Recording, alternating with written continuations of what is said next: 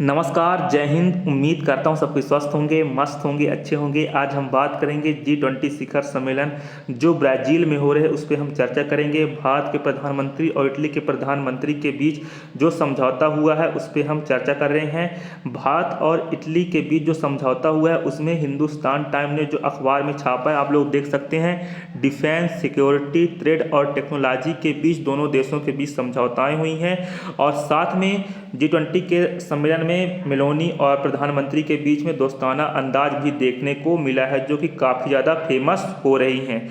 साथ में जो जॉर्जिया मेलोनी ने बताया है कि मुद्दों पर चर्चा हुई है।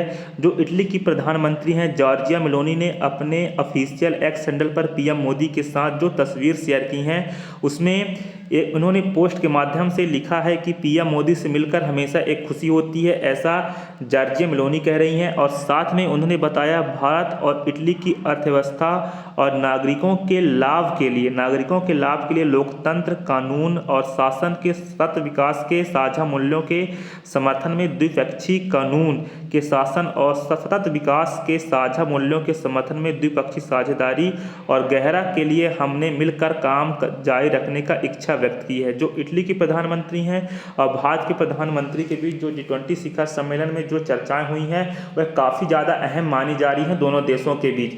और साथ में जो G20 का महत्व क्या है, G20 समूह 31 राष्ट्राध्यक्ष वैश्विक जो करंट चीज़ों पर विचार विमर्श करते हैं और G20 का जो प्रभाव है महत्व इसलिए है क्योंकि इसके सदस्य देशों के पास विश्व की GDP का लगभग 85% हिस्सा होता है और वैश्विक व्यापार का करीब 75% हिस्सा होता है और इसके साथ वैश्विक जनसंख्या का जो और विश्व के भूमि क्षेत्र का 60% और G20 की स्थापना 1999 में हुई थी, आप लोग तो जानते होंगे। साथ में यह जो एशियाई वित्तीय संकट के बाद वित्त मंत्रियों और केंद्रीय बैंक के नियंत्रकों हेतु वैश्विक आर्थिक और वित्तीय मुद्दों पर चर्चा हेतु एक मंच के रूप में हुई थी।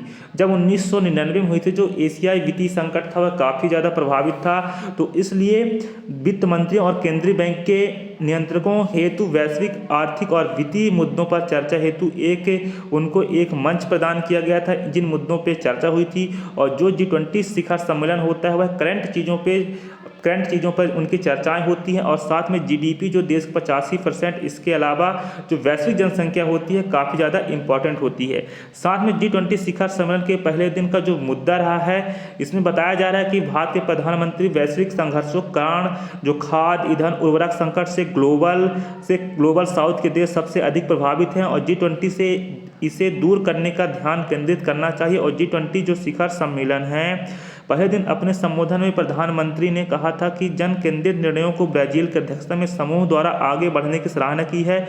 और समिट में पहले दिन का जो मुख्य आकर्षण गरीबी, भुखमरी और एक वैश्विक गठबंधन का था, जो एक भुखमरी और गरीबी के लिए एकजुटता होनी चाहिए और साथ में सरकारों के कामकाज में सुधार। G20 समिट का 2024 का जो एजेंडा है आप लोग देख सकते हैं।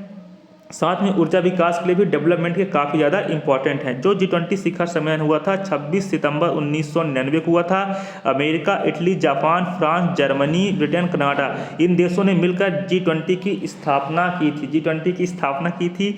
और जो G20 है वह दुनिया की अर्थव्यवस्था को ठीक से चलाने के लिए एक बहुत बड़ी अर्थव्यवस्थाओं वाला देश माना जाता है। जो सदस्य देश समूह है आप लोग देख सकते हैं, इन देशों में America, Italy, Japan, France, Germany, Britain, Canada, Argentina, Australia, Brazil, चीन, भारत, इंडोनेशिया, मैक्सिको, रूस, सऊदी अरब, दक्षिण अफ्रीका, तुर्की, साउथ कोरिया, यूरोपीय यूनियन, अफ्रीकन यूनियन ये देश हैं। तो दोस्तों उम्मीद करता हूँ वीडियो आपको पसंद आई होगी, ना भी आई होगी तो आप लोग एक फ्रेंड बनाते कर लीजिए। करंट अफेयर्स के रूप में आज हम चर्चा कर रहे थे, न कि एक न्यूज़ के रूप में। धन्यवाद, टेक केयर, जय हिंद, जय भारत।